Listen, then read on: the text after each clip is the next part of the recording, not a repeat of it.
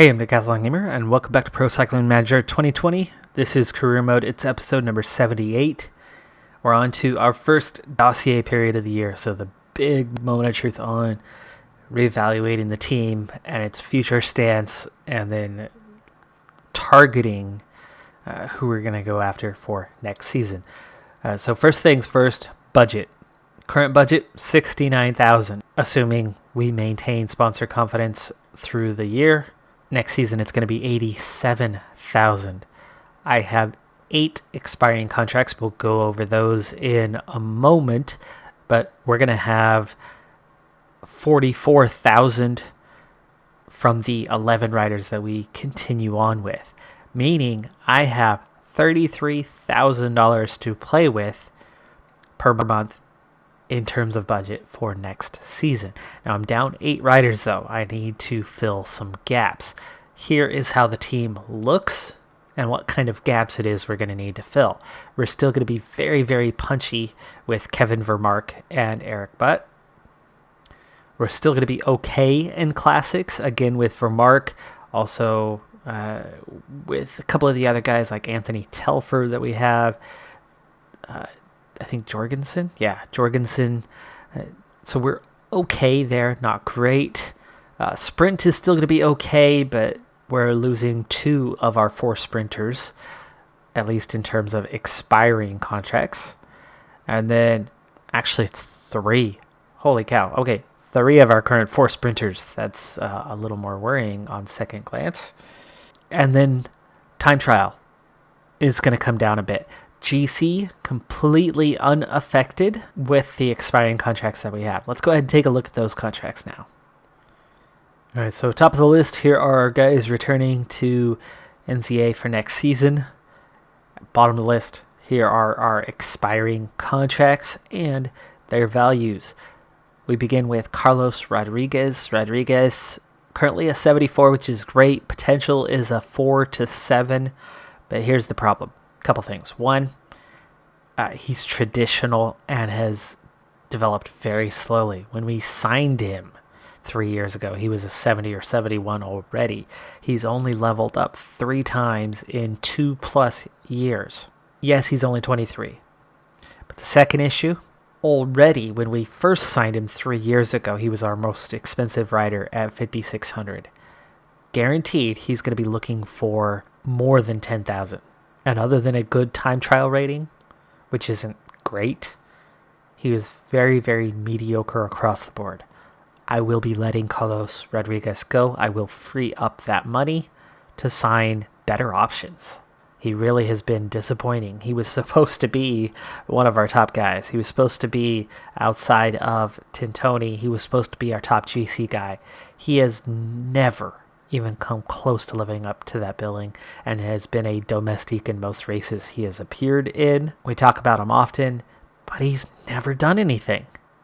He's never had results, so gone. Okay, next up, William Barta. He's 28 already. He's a 73. He just leveled up, but that level up makes 2 times in 2 years. He was at 2,800, so he's just above minimum, but he hasn't done much. So here's the thing on Barta. His potential's a 3 to 5, and he's almost at it. I will retain Barta if I can do so for 3,500 or less, and only for that. The only reason why I really want to retain him is he does contribute to our time trial rating. And for that, he's worth hanging on to if he's cheap. But anything else, gone. Alves Machado, 2,500, but he's only 22. He's a 73 sprinter. He's developing very rapidly. He's a 5 to 8 potential. He had a little bit of a slow start, but the moment he got a couple results, he has leveled up so much faster since then. He is the key to the future of our sprint program. I will re-sign him just about whatever the cost. He's not worth 10,000 or more, I don't think. I don't expect to have to pay anything like that. I would think we're probably going to end up spending 5,000 or 6,000 to re-sign him. and I am perfectly happy to do that. Benjamin Moreno, just 22 years of age, a 72 overall, with 5 to 8 potential. Hasn't done much, but he's pretty popular. He was already making 3,200. I will try to re-sign him as long as he is not asking for absurd money. Ziga German, a 71 overall sprinter. He's been our third guy in the sprint team throughout, making minimum. I don't expect that he's going to ask for much.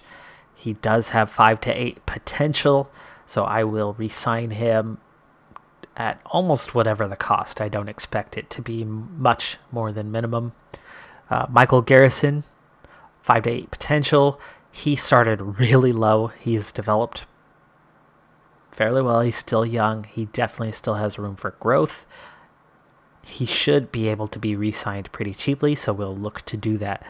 Noah Granigan is only a 69 overall, but he's developed slowly. He's a 28. He's 28 already.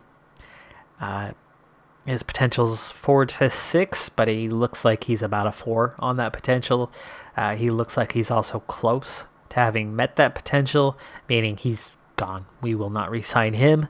And same with Lopez, who has low potential, was signed for more anyway.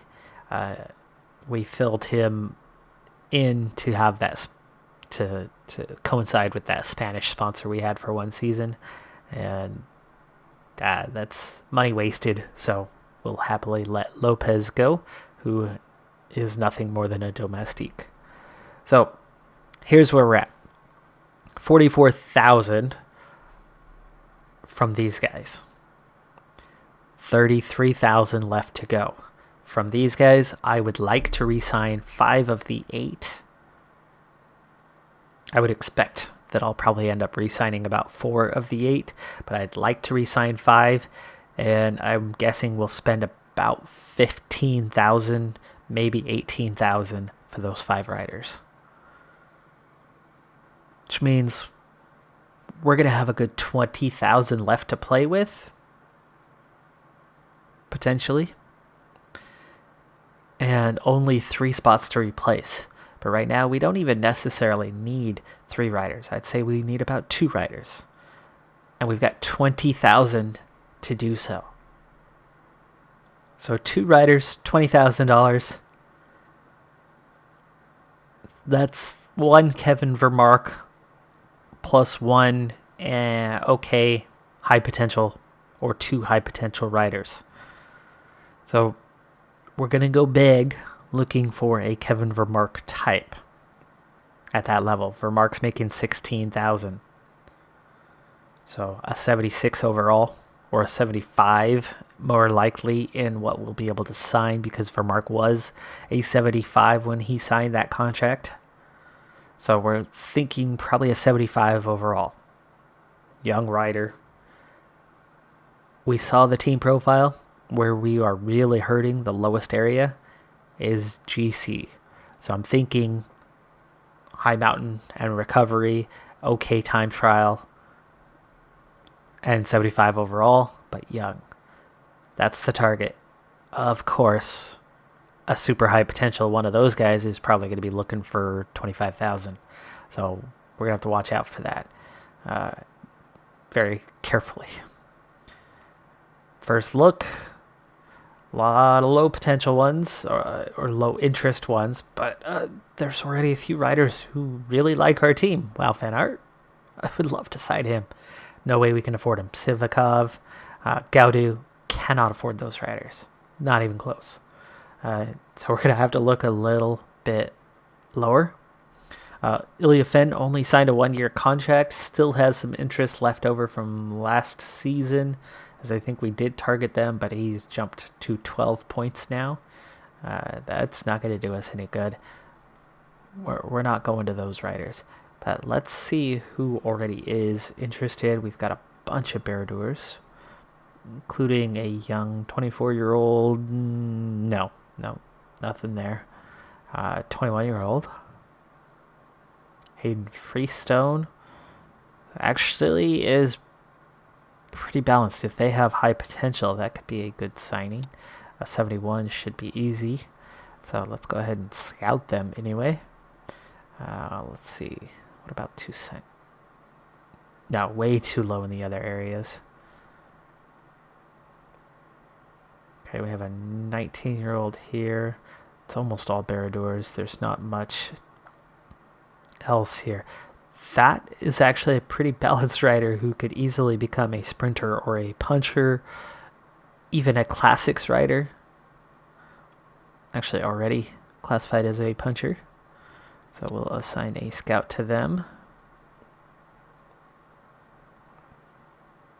Chernov, very similar, or Tinyanov.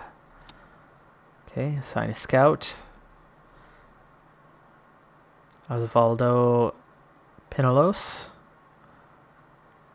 Not great as a sprinter, but high potential. Potentially could be something we want to go after. Now here's one that's the resistance is really low, but this young American rider at just 20 years of age could be a big time 5-day potential. Okay. More than half the field, just over half, already has 100% interest. But a lot of those are those low 60s, mid-high 50s riders. So we want to tap into the set of riders who are interested but not fully interested as our targets. And you can see there's a lot of 73s, 72, 71s that certainly want to join us. German, for me, no brainer. I want to get German re-signed. I do not want to risk losing German, so we want to get him up to 100%. So we will spend our first 2 points on German. Garrison is somebody I want to re-sign, so we will spend the 4 points on him as well. I'm looking for, let's see, Barta, Moreno, and Alves Machado as well. Hopefully they're in the next tier. There is Barta. That's a bit much on the points, but as he is a bit later in his career, doesn't totally surprise me. And there, Alves Machado, the one we got to worry about. He's the one I want back the most, as he is the best rider of this bunch. That's clearly showing the high potential. And he's got the furthest to go on the interest, so hopefully we'll see a big boost from him right away. Otherwise, there's a good chance that he will not make it to 100% on the interest when we get done with this. See, we passed by Rodriguez here, so Rodriguez also on the low interest end, so he would have been a challenge to get re-signed, and not exactly an ideal scenario on that one. But let's go ahead and get into maybe by points. No, we'll do it by average. Okay, so we're going to start at probably a 75. So surprisingly, the evaluation of a lot of riders as we dropped down in profile has changed significantly this year, and it's very, very costly to go after a lot of these guys. We're going to need 12 points to go after a decent rider, and so I'm going to have to wait till the next dossier period to pick our target for that. So in the meantime, the 5 guys we want to re-sign is the first bunch. Oh, look at what we have here. Pavel Rodriguez, 22 years of age, no team. It's 12 points, moderate interest, but generally these climb a lot faster when they don't have a team. This isn't just a time trialist. This is a balanced stage racer for our team. 76 time trial, 74 prologues, 73 mountain and hills. Actually even has a little bit of sprint to win an occasional stage. good on the flat. This is an all-rounder.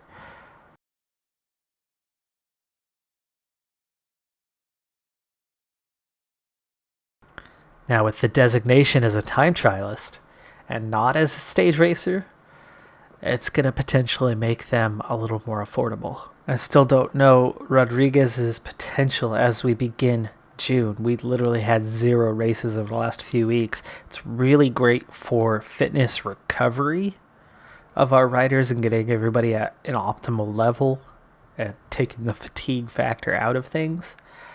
But it is quite awful when it comes to their morale. Not getting to race for over a month really does affect these guys. So quiet month is a little bit of a mixed bag. Anyway, meantime, Pavel Rodriguez, the target, the 74 overall, 22 potential superstar. I still don't know the potential, but the interest will hit 100%. All right, I think we found our next target. Of course, we're going to have to learn about their potential. It's only a 72 overall, but if we're going for Pavel Rodriguez, it's not like we're going to have a ton of money left to throw at other riders. Maximino Millar is a 20-year-old Chilean climber, 71-71 on mountains and hills, 73 resistance, has a good little acceleration as well, meaning he's got some punch. Vermark has leveled up. He's now a 77 overall. Even though his training focus was climbing, he still added points to hills. Instead of 78, he's now a 79. He also added to his acceleration, I believe, with a 77, and stamina up to a 78. I think that jumped by a point or two as well. My last quick sim for a while, the Mont Ventoux Deneville Challenge. Zach Johnson managed to grab second place. That's got to be good for his profile, which has gone from complete unknown to district in a pretty short amount of time, and at just a 71 average with a 75 mountain rating. A level or two for him could go a long way. I mean, we could very quickly have another Tintoni on our hands if he could just grab a couple levels. And I think his profile could shoot right up. That's pretty good. Second place overall. You can see him and Sergio Garcia, the only ones out front. Rainsford, Berwick, looks like they were able to provide some support until pretty late. Let's start the Valeries Belgium Tour so we at least get some racing in for this episode. Valeries Belgium Tour, and here is our real shot. It's Carlos Rodriguez, the guy we just talked about, not being quite up to the task of really surfing this team. Finally has a chance to do so. He's got a +1 race day condition, but his prologue is an 80 for an almost all prologue course today. Objective for this race, the Valeries Belgium Tour, is a top 5 overall. He is just 2 seconds off the pace at the checkpoint. We have a very, very technical finish where it's going to turn left, right, over and over again, and there's not going to be any time gained or lost through those sections, but he's got a little bit of energy to push pretty hard towards the finish, and let's see what he can do with this time. 2 seconds off the lead at the checkpoint, and able to push a little harder towards the finish. What's it gonna be? 99, attack, 4 seconds off, 18th. Such a weird technical course. It's almost better not to play, because guaranteed that time could have been so much better. But this game,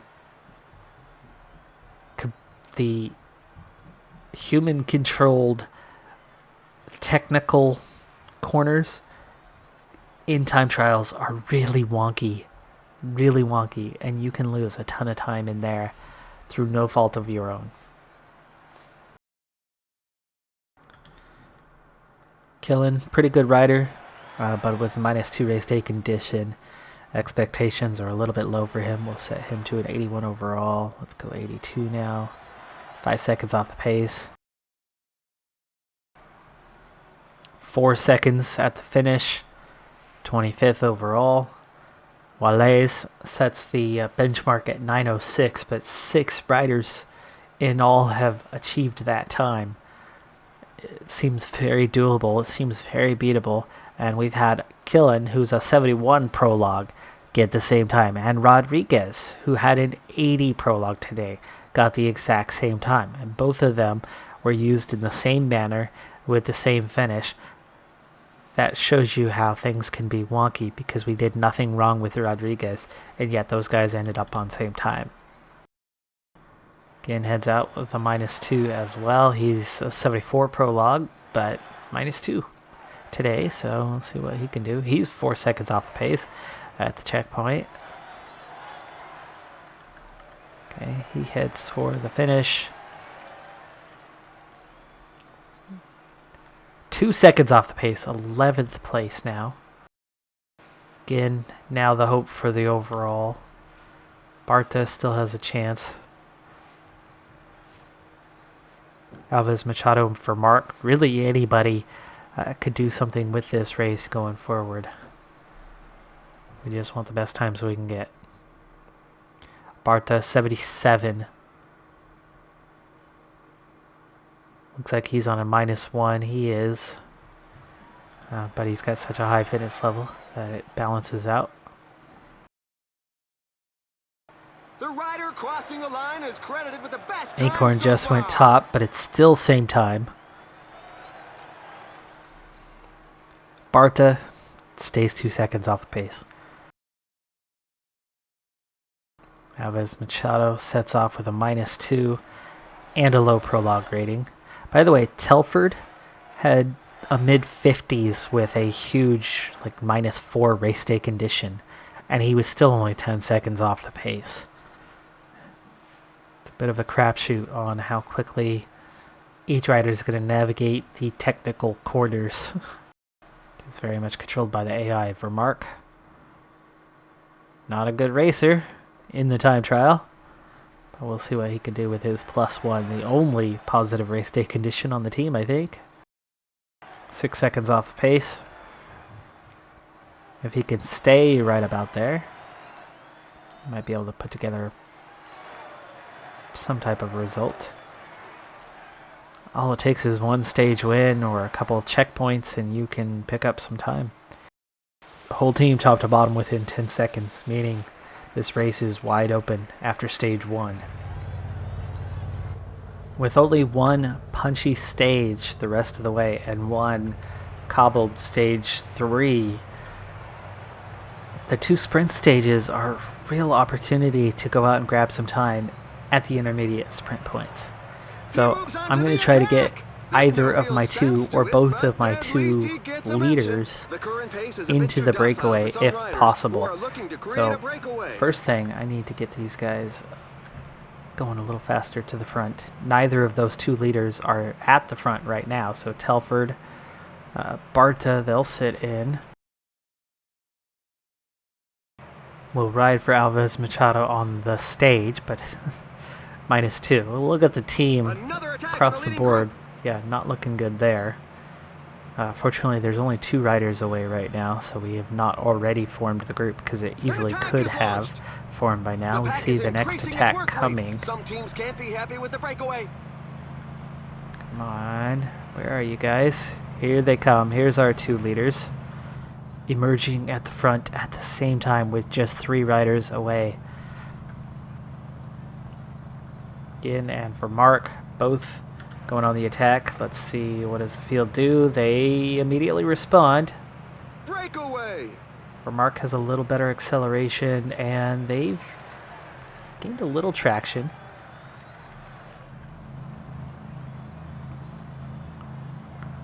Okay, relay 89. Can we get up there? They're still being hunted. They are definitely being hunted.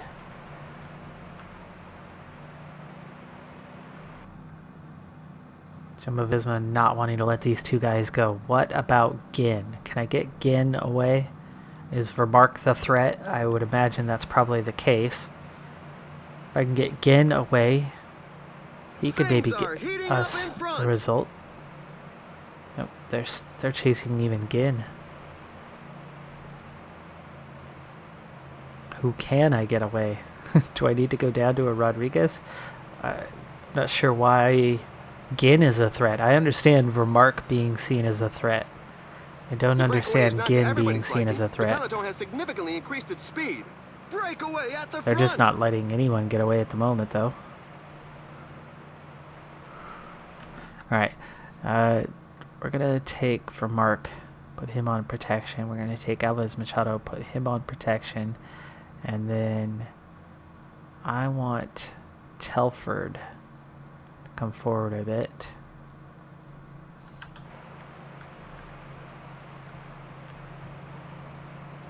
Okay, Ginn, go. Telford, sit up. Ginn, you're there for when this fails again, which it just did. So, Telford, protect, and you're going to lead him out. So we can get him to recover a little more quickly, and then Telford can lead him out and do the work and help get him away. Here comes the next attempt to get away. Ginn has not recovered enough yet. It's still being chased. Several riders are attempting to break away.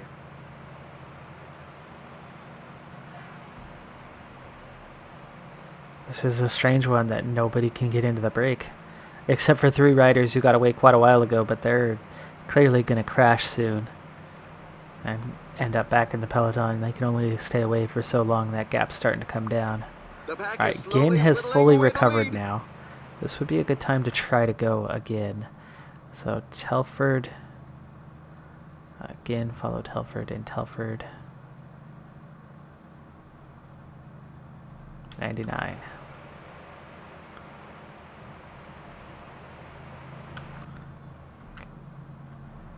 Go ahead and pull these 3 back. Oh, the poor guys. The pack has just reeled in the escape crew. That was undeserved. I'm going to take those 2 and try to sprint off the front. And for now, they're letting us go, but we're seeing new attempts. That guy's getting away. Again, you're going to just sit on, and Telford's going to ride 99 as hard as he can. And we're not going anywhere. Gosh. Oh, what is going on here, folks? 12K to go to the sprint point. And we are just getting nowhere. Ginn's done. He's got nothing left to push. So do we try for Mark again? Here we go.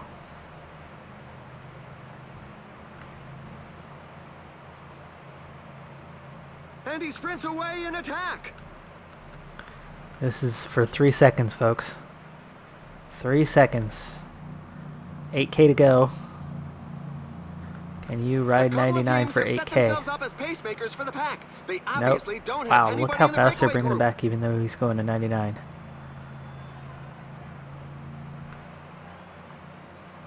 The pack is back on level terms with the breakaway group. Only has a 71 flat rating, so can only ride so fast.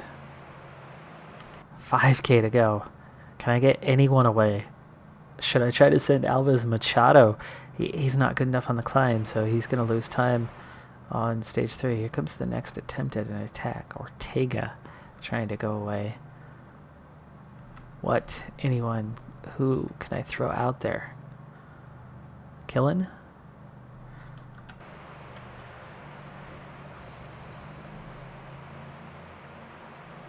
I'd like to gain time with someone. Anyone. Kristoff and Groves, 2 sprinters going with me. They recognize what time it is. And they gain 30 seconds just like that.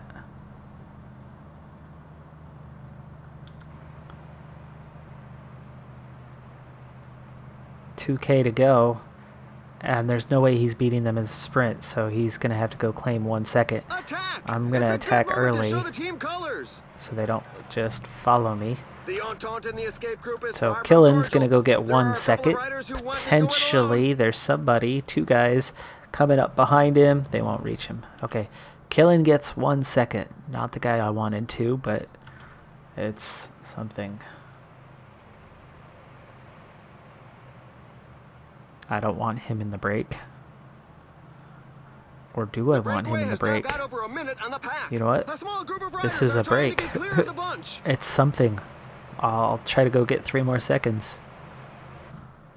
So David Killen, our guy to get time today. At least it's somebody.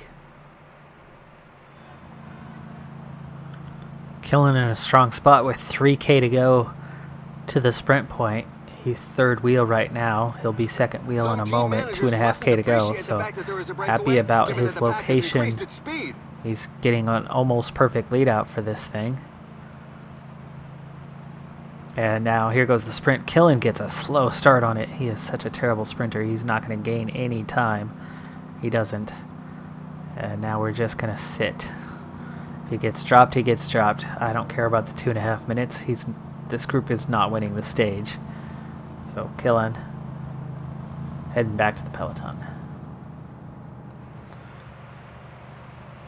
So after a very strange stage 2, we find ourselves with our one and only sprinter trying to set him up, trying to bring things forward. Barta at the back of the group, even though he was on protection, is taking his sweet time trying to come forward. In fact, he's not getting forward and he's getting hung up really bad. Barta has lost 30 wheels from where he was and is now going to have to do everything in his power to try to bring it forward. You can see just how tired everybody is. This has been such a strange, unusual, weird stage, and not going well at all. Barta's only at a 92, and look how tired everybody is behind him. Alves Machado, the sprinter, can't keep pace. Seriously? 5K to go. This just cannot get any weirder.